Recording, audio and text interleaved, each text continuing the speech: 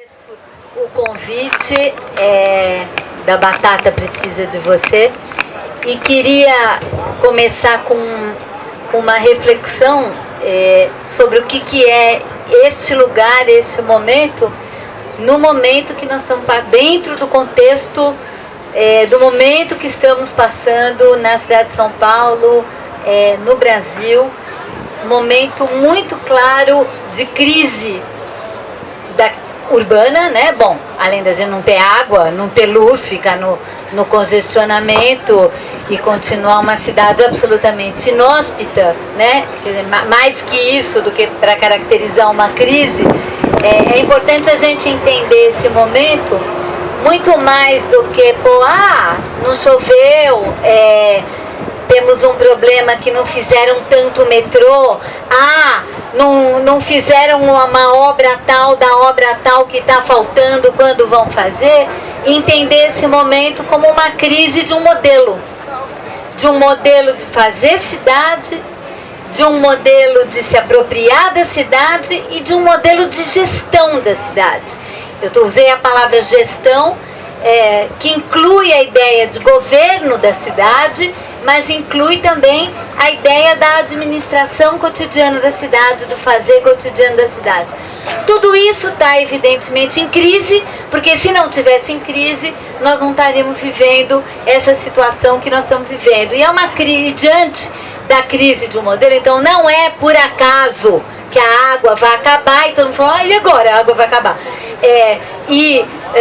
A cidade vive uma crise de imobilidade, não consegue se mexer, não consegue circular. A cidade vive uma crise de moradia bastante grave também, e vive uma crise em termos de cidade agradável e boa para se morar, e isso é fruto de uma forma de fazer cidade histórica que todo mundo fala, essa cidade é assim porque não teve planejamento, ou por falta de planejamento. Não, essa cidade é assim porque ela foi governada por uma política urbana que priorizou dois elementos, basicamente.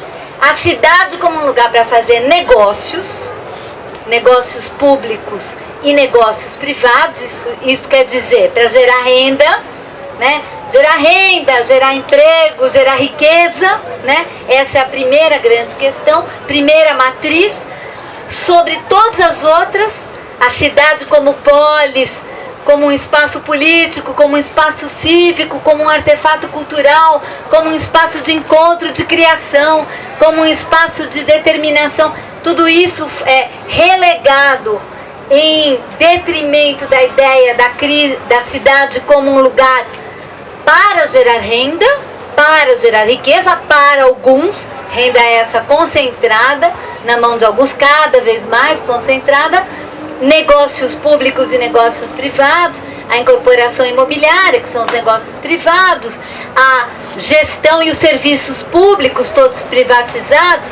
A Sabesp é uma empresa que abriu capital em bolsa em Nova York, então o seu comportamento é diretamente ligado à remuneração das ações na bolsa. Os ônibus, que são concessionárias privadas, que ganharam tanto dinheiro com o transporte de São Paulo, que montaram uma companhia aérea, a Gol, né? Os empresários que exploraram o transporte de São Paulo, e aí por aí vai. E o segundo elemento, além da ideia da cidade para negócios, é a ideia do privado como elemento estruturador e não público, a dimensão do privado. Então, é impressionante, se vocês forem ver até legislação, o zoneamento, tudo só pensa no lote privado, no lote para dentro. E o espaço público é basicamente um lugar para ligar pontos privados.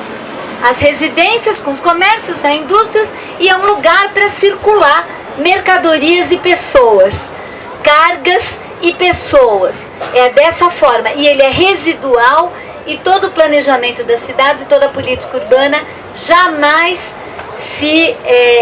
foi concebida em cima do desenho e da qualidade do espaço público como não apenas um lugar de ficar, de estar, de encontrar essas dimensões que foram negligenciadas, como também como uma espécie de trama básica a partir da qual se estrutura o resto da cidade. Não, sempre foi o contrário. A rua, né, é um lugar para carro, a calçada é a mínima possível.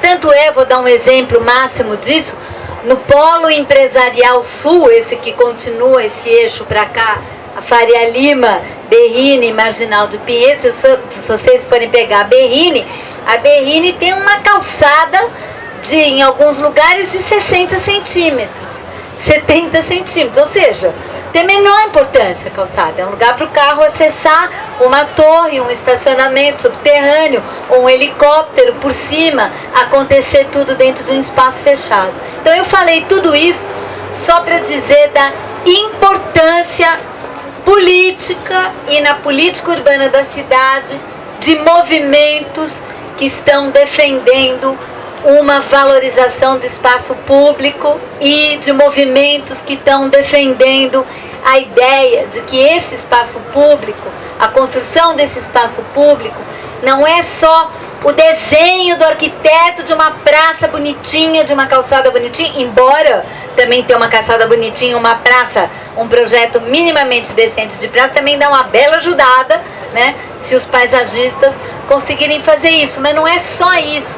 Nós estamos falando também, e isso foi importante na fala da Laura, que não é só queremos uma praça que seja um projeto de praça que tenha banco, que tenha sombra, que tenha lugar, mas nós estamos falando de uma gestão da praça, de uma apropriação da praça por aqueles que estão aqui, que vivem aqui, que passam aqui, que usam aqui. Então nós estamos falando também uma nova forma de se apropriar do público e de definir o público. Uma praça ou um espaço público não pode ser um lugar que alguém decide lá na estratosfera, descola uma grana de um patrocinador e implanta sem nunca ter conversado com ninguém que está ali, nunca ter vivido ali, nunca ter construído com quem está ali, nunca ter levado em considerações as questões que estão colocadas ali. E as questões colocadas ali, a gente sabe muito bem, para quem está nesses espaços, que elas não são únicas, elas são marcadas por conflitos. Tem milhões de desejos diferentes que não são harmônicos, mas que a cidade também é um lugar de trabalhar esses conflitos, de entender esses conflitos. Nós não podemos esquecer também, porque esse filme a gente também já viu, que enquanto esse movimento está acontecendo nesse lugar, está acontecendo nesse lugar também uma disputa, uma guerra por esse lugar.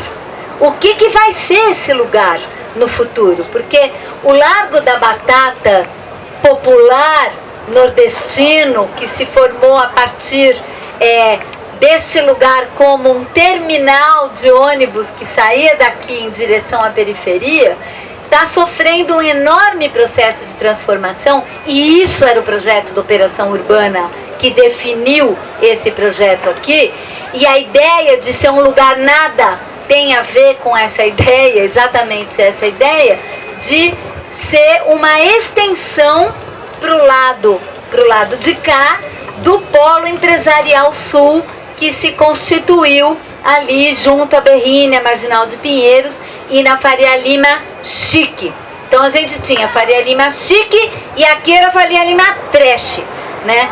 A Faria Lima Lixo, a Faria Lima de camelô, de pobre, de gente de periferia, de bairro popular, de puteiro, isso que estava acontecendo. Então tem um tensionamento no sentido de transformar e tomar essa Faria Lima por aquela Faria Lima que está se expandindo. A gente já vê alguns sinais com as torres, os restaurantes, os bares que estão entrando aqui. A gente não pode deixar de pensar em que medida um movimento como esse e uma ocupação como essa também não serve como ponta de lança para um processo como esse, que é um processo também de matar o que estava aqui. Então tem um enorme desafio que eu não tenho a resposta, e acho que a resposta está na experiência que a gente pode fazer aqui, de como a gente vai lidar com essas questões e essas contradições.